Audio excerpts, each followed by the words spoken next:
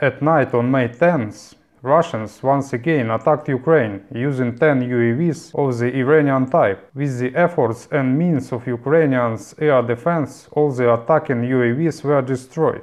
Hey, my name is Alex, and this is a quick update on the Russian-Ukrainian war from the perspective of someone living within it. Ukraine responded with the strikes on oil refineries within the territory of Russia and in the occupied territories. An oil refinery near Kalyuga was attacked. Numerous hits were recorded. The impact of ATACMS M39 cluster specification on the oil depot in Rovenki, occupied Lugansk region, has also been recorded. The first video captures the moment of the strike. It is visible how the cluster blocks separate from the booster block, and in this video the actual result of the missile strike is shown. Additionally, at night, a fuel tanker was burning at the railway station Kuberle in the Orlovsky district of the Rostov region. Several tank trail cars derailed, followed by a fire. Train traffic has been halted. And now let's move on to the situation overview on the front. Kharkiv front sector.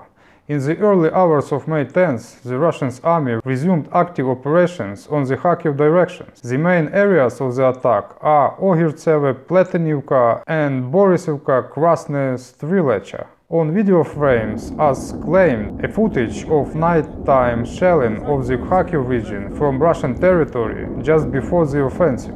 For the attack, Russian forces mainly employed small assault groups and reconnaissance and sabotage units, as well as a certain amount of equipment. The main goal of this strike is to divert defense forces of Ukraine from the other directions. The Russian army lacks reserves for operational success here, at least with the currently available forces. But that doesn't also mean they wouldn't try to achieve some without trying. According to information from a military source familiar with this front, nothing extraordinary has occurred. The Ukrainian military anticipate an attack here.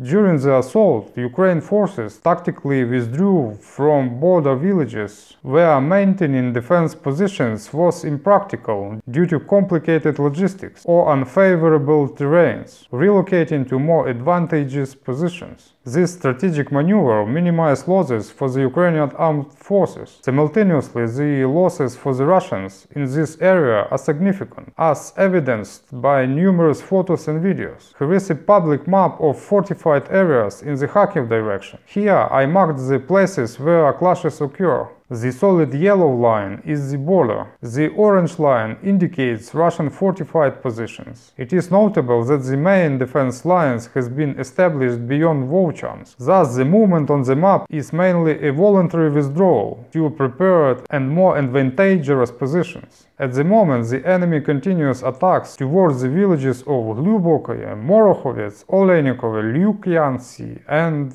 in the area of Krasnovo, Okhurtsovo and Khatishcha. Episodes of destroying an enemy column along with personnel during a Russian attempt to advance towards Kharkiv in the area of the border village of Pilna. Work of operators of strike drones of the Perrin unit of the 42nd Separate Mechanized Brigade. 4 BMPs were destroyed along with the personnel. The Russians are bringing in more equipment to continue and intensify the offensive, while at the same time on their social media platforms they claim that Ukraine is also bringing in equipment and personnel for a counterattack. The number of airstrikes in this area has also increased. Russian aviation operates with absolute impunity. The city of Volchansk suffers the most. There are high hopes for the Western F-16 fighters in countering Russian bombers. According to the Standard publication, they will arrive in Ukraine within a few weeks. And here are shots of the demining process for one of those bombs that did not explode in the outskirts of Volchansk.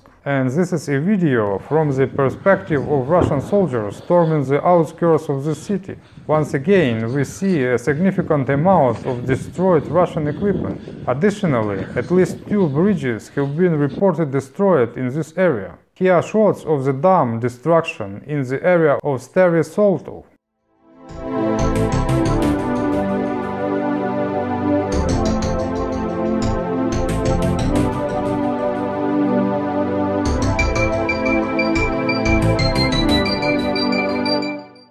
And in these shots we see the destruction of a bridge in the area of the village of Zybine, a few kilometers from the border with Russia.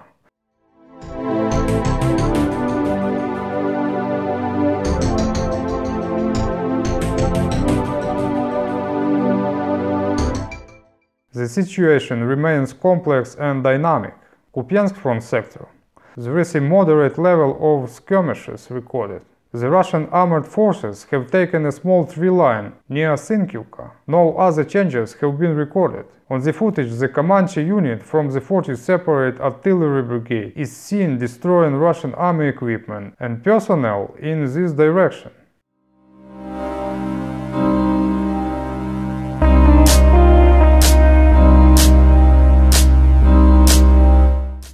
On the Svativ front sector, a high pace of combat operations is maintained in the area of Kislivka. The enemy has advanced west of Kolomeychanka. In this sector, up to 1 km wide and up to 850 meters deep. Accumulation of manpower and equipment continues in places of potential breaches of our defense. Liman direction. A high pace of combat operation is maintained east of Terny and Yampolivka, with strikes against the enemy daily, but this does not halt the Russian effort. Footage shows landscapes with destroyed Russian equipment in the area of the village of Terny. Operators of strike drones from the 60th Separate Mechanized Brigade are shown in action. Sieverts direction. High-intensity combat actions are also recorded in the Serbiansky forest. Moderate intensity battles are taking place in the area of Bilogorivka. No change are observed on the map. In the footage, operators of strike drones from the 81st Separate Airborne Brigade destroyed Russian equipment and infantry in the area of this settlement. Another T-72B3M tank was destroyed near the Cholki quarry. Here is how the ruins of the village of Bilogorivka look now.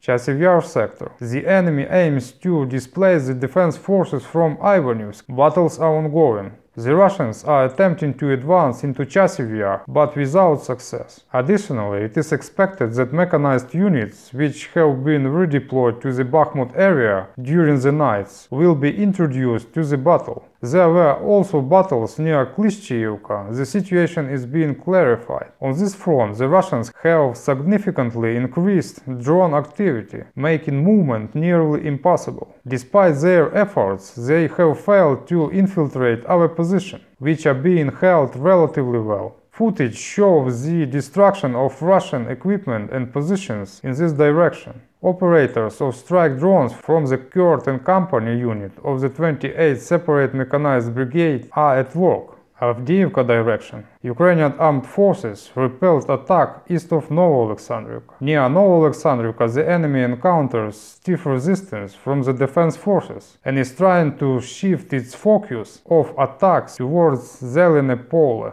Warriors of the 25th Separate Airborne Brigade share episodes of repelling another Russian assault supported by armored vehicle in the area of Ocheretine on the Avdiivka direction.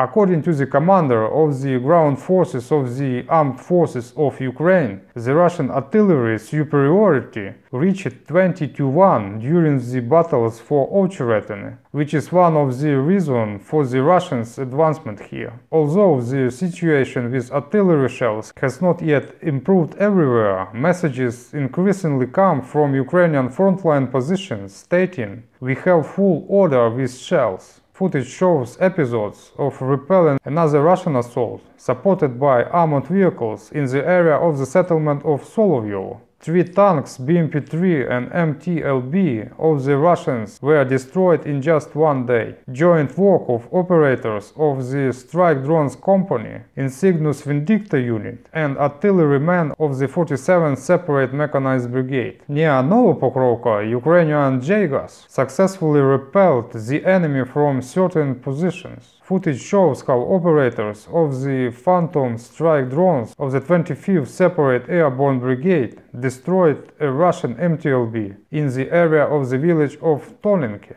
A little further south on the map, the enemy presses on the Umansky and Netailove, achieving partial success. In Netailove, the enemy entered the territory of an abandoned farm and advanced along Chkalova and Beskraynya Street, up to 700 meters wide and 400 meters deep. South of Pervomaiske, Russian forces advanced up to 1.5 kilometers wide and 750 meters deep. And to conclude the overview of this sector, fresh footage shows how anti-tank unit of the 77th Separate Airborne Brigade, in cooperation with the National Guard unit, destroyed another Russian tank on the Avdiivka direction.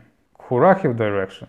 Heavy fighting is ongoing in Krasnohorivka and Kharkiv. The Krasnohorivka fire resistance plant seized by the enemy. Battles continue in the center and in the northeast direction of the city. Occupiers continue to expand the control zone to the north of the plant, utilizing artillery advantage. Also, the enemy is attempting to advance along the Lozova River to bypass those defending the city from the north. Access to this area along Krupska Street Cemetery will significantly complicate the situation. There is also a small plus. The enemy has stopped delivering aviation strikes due to the high density of their assault groups in the city. Footage of the elimination of Russian equipment, shelters and personnel in the Krasnohorivka area from the operators of strike drones of the 3rd Airborne Assault Battalion of the 80th Separate Airborne Assault Brigade.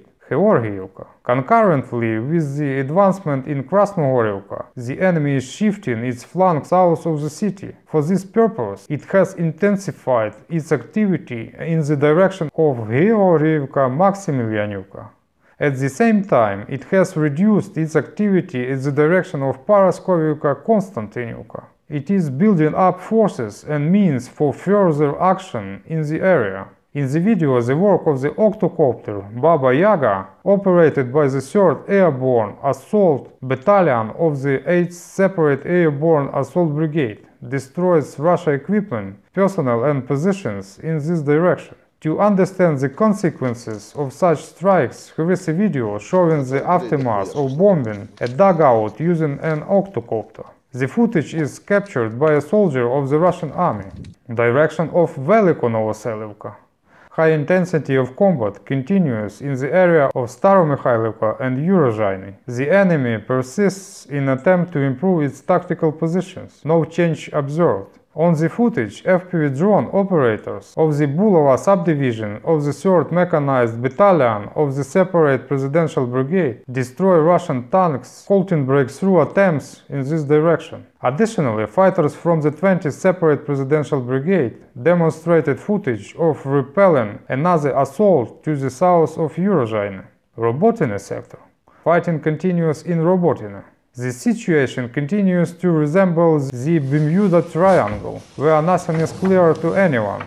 Gradually, the Russians are reducing the Robotyne bulge, turning it into a gray zone. And again, a huge number of messages in Russian chats about the search for missing Russian soldiers. Here are a few fresh ones. So, they understand perfectly well what they are getting into, but they still choose to join their army, at least for now. Also, noteworthy from this area is the scandal surrounding the refusal of Chechens from the 7th Regiment to participate in the offensive on Robotyne, which is taking on new shades. On May 8th, soldiers from the 3rd Platoon, 2nd Company, 1st Mechanized Brigade dismissed their commanders with a clear message, resulting in the arrest of some personnel. And today it turned out that at least 3 of them decided not to wait for the tribunal but to flee the country. Apparently they used weapons to send their escorts to hell. And in this footage the 98th Battalion of the 108th Dnipro Brigade, Tactical Rocket Battalion, is filming how they strike Russian positions with NARVs. This is the area of the village of Novokarlivka, the same direction.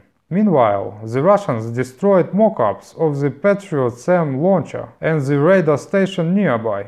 They present this as a significant victory on their frontline news resources like RIA News. Let them indulge in it. There is nothing to be done about it. Regarding Russian propaganda and how it operates, here is a vivid example. The Russians shot down their own drone. In this video, a Russian soldier bravely recounts how he shot down the drone. Yet in another video clip, propagandists narrate how it was terrible Ukrainian kamikaze drone filled with metal balls flying to kill civilians. Everything would be fine, but the factory label that the propagandists failed to cover up clearly indicates that it was indeed a Russian drone. In other words, they shot down their own drone and passed it off as a Ukrainian.